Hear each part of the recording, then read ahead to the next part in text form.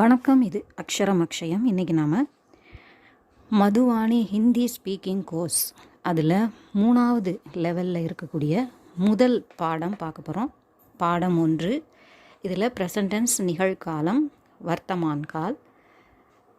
அதில் மே அப்படிங்கிற ப்ரோனவுன், ஐ, நான் அதை உபயோகப்படுத்தி வரக்கூடிய வாக்கியங்கள். தமிழை பொறுத்த வரைக்கும் நமக்கு வருகிறேன் அப்படின்னு இருக்கும் வினைச்சொல்.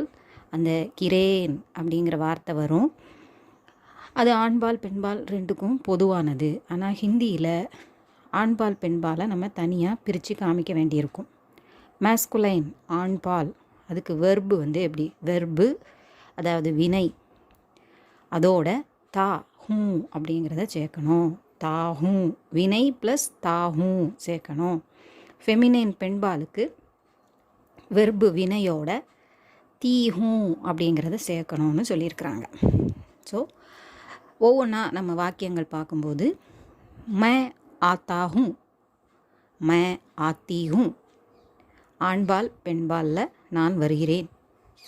மே ஜாத்தாஹூ ஆண்பால், மே ஜாத்தீஹூ பெண்பால் நான் செல்கிறேன். மே படுத்தாஹூ நான் படிக்கிறேன். மே படுத்தீஹூ, அதாவது பட்டீஹூன்னு சொல்லக்கூடாது, டக்கு கீழே புள்ளிடு அதை மாதிரி சொல்லணும். மே படுத்தாஹூ, மே படுத்தீஹூ நான் படிக்கிறேன். மே லிக்தாஹூ, மே லிக்தீஹூ நான் எழுதுகிறேன். மே கேல்தாஹூ, கேல் அப்படிங்கிறதோட நம்ம தாங்கிற அந்த விகுதியை நம்ம சேர்க்குறோம். எல்லா வெர்புலையும் அந்த ரூட் வெர்பு ஆ, ஜா, படு, லிக்கு அப்படிங்கிறதோட நம்ம தா, தீ அப்படிங்கிறத நம்ம சேர்க்குறோம். மே கேல்தாஹூ, மே கேல்தீஹூ நான் விளையாடுகிறேன். கேல்தா சொல்லணும், கேல்தா கேல்தான்னு சொல்லக்கூடாது. உச்சரிப்பு ரொம்ப முக்கியம். மே காத்தாஹூ, மே காத்தீஹூ, காத்தா காத்தி சொல்லணும், காத்தா காத்தி சொல்லக்கூடாது. நான் சாப்பிடுகிறேன். மே பீத்தாஹூ, மே பீத்தீஹூ நான் குடிக்கிறேன். மே சோத்தாஹூ, மே சோத்தீஹூ நான் தூங்குகிறேன். மே உட்டாஹூ, மே உட்தீஹூ நான் எழுந்திருக்கிறேன். மே டர்தாஹூ, மே டர்தீஹூ நான் பயப்படுகிறேன்.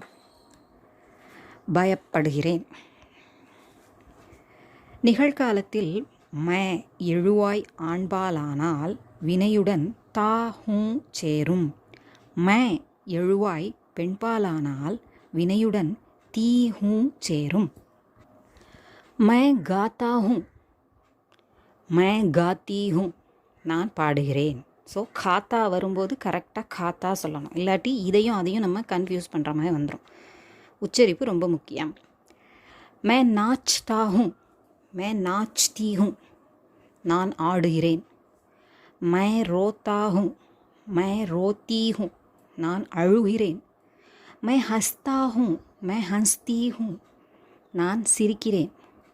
மே பூச்தாஹூ, மே பூச்தீஹூ நான் கேட்கிறேன். மே சுன்தாஹூ, மே சுன்தீஹூ நான் கேட்கிறேன். இது காதால் கேட்குறது. போன இது ஆஸ்கிங். இங்கிலீஷில் பார்த்தா ஐ ஆஸ்க், இங்கே ஐ ஹியர், ஐ லிசன். அதுக்கெல்லாம் இந்த இது சுன்தா சுன்தி லிசன், ஹியர் அதுக்கெல்லாம் உபயோகப்படுத்துவோம். மே சோச்தாஹூ, மே சோச்தீஹூ நான் யோசிக்கிறேன், நான் நினைக்கிறேன். மே சமஜ்தாஹூ, மே சமஜ்தீஹூ எனக்கு புரிகிறது, நான் புரிந்து கொள்கிறேன் அப்படிங்கிறது தான் ஐ அண்டர்ஸ்டாண்ட். மை ஹிந்தி சீக்தாஹூ, இப்போ ஒரு வேர்டும் சேர்ந்து வருது. மை ஹிந்தி சீக்தீஹூ நான் ஹிந்தி கற்கிறேன். Simple present tense.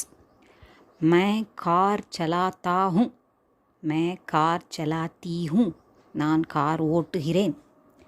மை ஜல்தி ஆத்தாஹூ, மை ஜல்தி ஆத்தீஹூ நான் சீக்கிரம் வருகிறேன். மை கர் ஜாத்தாஹூ, மே கர் ஜாத்தீஹூ நான் வீட்டிற்கு செல்கிறேன்.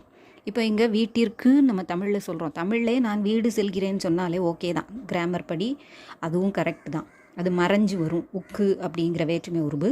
ஹிந்தியில் வந்து அகிரிணை பொருளை சொல்லும்போது அந்த உக்குங்கிற கோவை நம்ம சேர்க்கறதில்ல. அதனால் மே கர் ஜாத்தாகுன்னு இருக்குது. நான் வீடு செல்கிறேன் அப்படிங்கிற மாதிரி தான் அந்த வாக்கிய அமைப்பு நம்ம எழுதுவோம். மே கர் கோ ஜாத்தாகும். கோ வந்து உக்குன்னு அர்த்தம். உக்குக்கும் அதுதான் ஐங்கிற வேற்றுமை உருபுக்கும் கோ தான் நம்ம ஹிந்தியில் உபயோகப்படுத்துவோம். இந்த கர்ங்கிறது அகிரிணைங்கிறதுனால அந்த கோ நம்ம உபயோகப்படுத்த மாட்டோம். அது ஒரு ரூல் இருக்குது.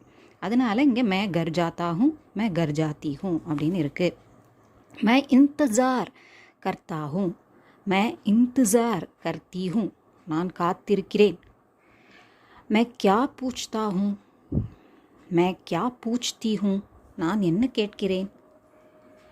மே கியா கர்த்தா ஹூம், மே கியா கர்த்தி ஹூம், நான் என்ன செய்கிறேன். மே கியோं கர்த்தா ஹூம், மே கியோं கர்த்தி ஹூம், நான் ஏன் செய்கிறேன். மே மதுரை சே ஆத்தா ஹூம், மே மதுரை சே ஆத்தி ஹூம், நான் மதுரையிலிருந்து வருகிறேன்.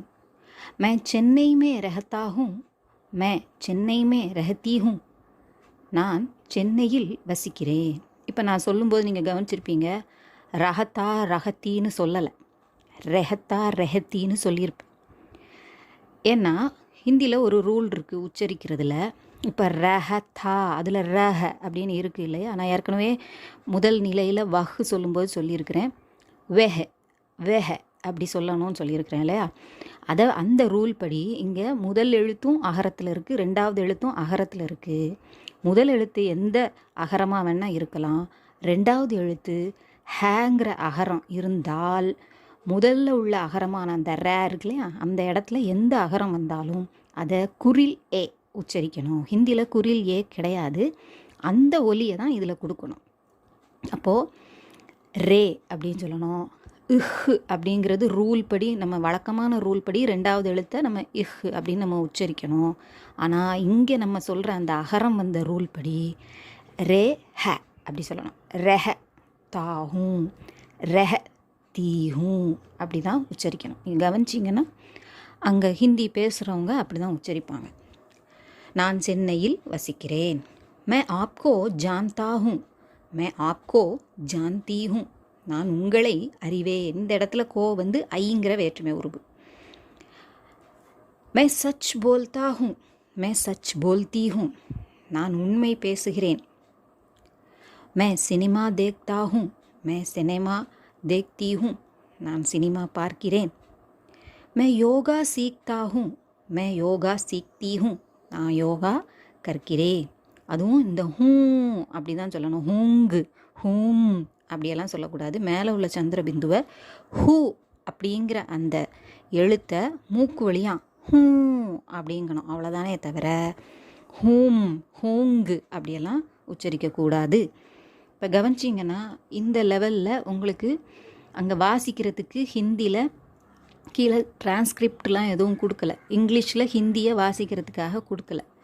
ஏன்னா நம்ம அந்த முதல் 2 நிலையில் படித்ததை வச்சு நம்ம வாசிக்க கற்றுக்கிட்டு இருப்போம். அதனால் இனிமேல் வரக்கூடிய லெவல்லலாம் உங்களுக்கு வந்து இந்த மாதிரி கொடுத்துருக்க மாட்டாங்க. நேரடியாக வாக்கியங்கள் இருக்கும். வாசிக்கிறதுக்கான குறிப்புகள் கீழே இருக்காது.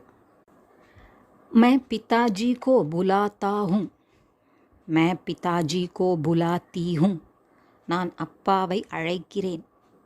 மே டாக்டர் பன்னா சாஹத்தா ஹூம், மே டாக்டர் பன்னா சாஹத்தி ஹூம்.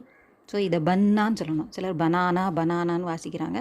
பனானாங்கிறது வேறு வார்த்தை. இது பன்னா அப்படின்னா ஆக அப்படின்னு அர்த்தம். அப்படி டு பிகம் அப்படிங்கிற அர்த்தம். நான் டாக்டராக விரும்புகிறேன். மே நதி மே தைர்த்தா ஹூம், மே நதி மே தைர்த்தி ஹூம், தைர்னா அப்படின்னா நீந்துதல்னு அர்த்தம். நான் நதியில் நீந்துகின்றேன். மே பேங்க் மே காம் கர்த்தா ஹூம், மே பேங்க் மே காம் கர்த்தி ஹூம், நான் பேங்கில் வேலை செய்கிறேன். மே கோஷிஷ் கர்த்தா ஹூம், மே கோஷிஷ் கர்த்தி ஹூம், நான் முயற்சி செய்கிறேன். மே பகவான் சே பிரார்த்தனா கர்த்தா ஹூம், மே பகவான் சே பிரார்த்தனா கர்த்தி ஹூம், நான் கடவுளிடம் வேண்டிக் கொள்கிறேன். நான் கடவுளிடம் வேண்டிக் கொள்கிறேன். மே தூக்கான் மே பல் खरीदता हूँ, मैं दुकान में फल खरीदती हूँ. फल தான் சொல்லணும், ஃபல் சொல்லக்கூடாது. நான் கடையில் பழம் வாங்குகிறேன். मैं होटल में खाना खाता हूँ. मैं होटल में खाना खाती हूँ. நான் ஹோட்டலில் உணவு உண்கிறேன். खाना खाता खाती. ஸோ खा அதை கரெக்டாக உச்சரிக்கணும். मैं आपकी बात मानता हूँ. मैं आपकी बात मानती हूँ. நான் உங்கள் பேச்சை ஏற்றுக்கொள்கிறேன். मैं सवेरे 5 बजे उठता हूँ. मैं सवेरे 5 बजे उठता हूँ. मैं सवेरे 5 बजे उठती हूँ. நான் காலை 5 மணிக்கு எழுந்திருக்கிறேன். मैं 5 किलोमीटर पैदल चलता हूँ. मैं 5 किलोमीटर पैदल चलती हूँ. நான் 5 கிலோமீட்டர் நடந்து செல்கிறேன். मैं दोस्तों के साथ क्रिकेट खेलता हूँ. मैं दोस्तों के साथ क्रिकेट खेलती हूँ. நான் நண்பர்களுடன் கிரிக்கெட் விளையாடுகிறேன். இதுவரைக்கும் அந்த வாக்கியங்கள் நம்ம பார்த்தோம். இப்போ சில புது வார்த்தைகளை நமக்கு சொல்லித்தராங்க. எக்ஸசைஸில் கொடுத்துருக்காங்க. அதை நம்ம படித்து இந்த வார்த்தைகளை நம்ம தெரிந்து கொள்ளணும். ஸோ இப்போ நம்ம பார்த்த வாக்கியங்களில் உள்ள வார்த்தைகளுக்கான மீனிங் இதில் கொடுத்துருக்குறாங்க. சொற்களை கற்க. சம்ஜோ புரிந்து கொள். இந்தஜார் கரோ காத்திரு. ஜானோ தெரிந்து கொள். கோஷிஷ் முயற்சி. பகவான் கடவுள். பிரார்த்தனா பிரார்த்தனை. மான்னா ஒத்துக்கொள்ளுதல். பைதல் நடந்து. சுப்பானா மறைத்தல். சுப்சாப் சத்தமில்லாமல். தேஸ் வேகமாக. சாஃப் சுத்தமாக. கரீதோ வாங்கு. கரீத்னா வாங்குதல். கமானா சம்பாதித்தல். டர்னா பயப்படுதல். சில்லானா கத்துதல். திக்தாக தென்படுகிறது, பார்க்க தெரிகிறது, காணப்படுகிறது. ஐசா இப்படி, இம்மாதிரி. பகுத் தூர் சே வெகு தொலைவிலிருந்து. ஸோ இனிமே வரக்கூடிய வாக்கியங்கள் நமக்கு எக்ஸசைஸில் கூட இதை பயன்படுத்தி நம்ம வாக்கியங்களை அமைச்சு பார்க்குறதுக்கு இது உதவும்.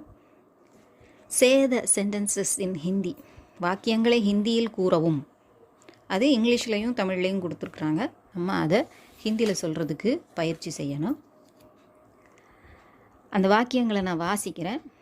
நீங்கள் அதுக்கு ப்ராக்டிஸ் பண்ணுங்கள் வீட்டில். அதுக்கான ஆன்சர் ட்ரை பண்ணுங்கள். நான் வெகு தொலைவிலிருந்து வருகிறேன். ஸோ அதற்கான வார்த்தை இங்கே இருக்கும். நம்ம இப்போ பார்த்த சொற்களில் இருக்கும். அதை வச்சு நீங்கள் அதை அமைச்சு பார்க்கணும். நான் ரயிலில் டெல்லி செல்கிறேன். நான் கல்லூரியில் படிக்கிறேன். நான் தினமும் பழம் சாப்பிடுகிறேன். நான் சூடான டீ குடிக்கிறேன். நான் கடையில் பேனா வாங்குகிறேன். நான் மைதானத்தில் விளையாடுகிறேன். நான் அவனிடம் அல்லது அவளிடம் பேசுகிறேன். நான் தெனாலிராமன் கதை கேட்கிறேன். நான் என்ன செய்ய முடியும்? இது உங்களுக்கு உபயோகமாக இருந்திருக்கும்னு நினைக்கிறேன். பிடிச்சிருந்தா லைக் பண்ணுங்கள், ஷேர் பண்ணுங்கள், சப்ஸ்கிரைப் பண்ணுங்கள். சப்ஸ்கிரைப் பண்ண எல்லாருக்கும் நன்றி. நன்றி, வணக்கம், தன்யவாத். இப்போ ஹிந்தி படிக்க ரொம்ப சிரமப்படுற குழந்தைங்களுக்கு இந்த கோர்ஸு நம்ம சேர்த்து விட்டோம்னா கொஞ்சம் இதில் நிறைய ரிப்பீட்டடாக இந்த வாக்கியங்களை அவங்க ப்ராக்டிஸ் பண்ணும்போது அவங்களுக்கு கொஞ்சம் அந்த ஹிந்தி பாடம் படிக்கிறதுக்கும் ஈஸியாக இருக்கும். இது வெறும் ஸ்போக்கன் ஹிந்தியாக இல்லாமல் பேசிக் கிராமருக்கு ஒரு எக்ஸசைஸ் மாதிரியும் இது. எப்படி நம்ம யோகா உடம்புக்கு செய்கிறோமோ அதை மாதிரி இது இந்த வாக்கியங்களை கற்றுக்கிறதுக்கு உதவியாக இருக்கும். நன்றி, வணக்கம், தன்யவாத்.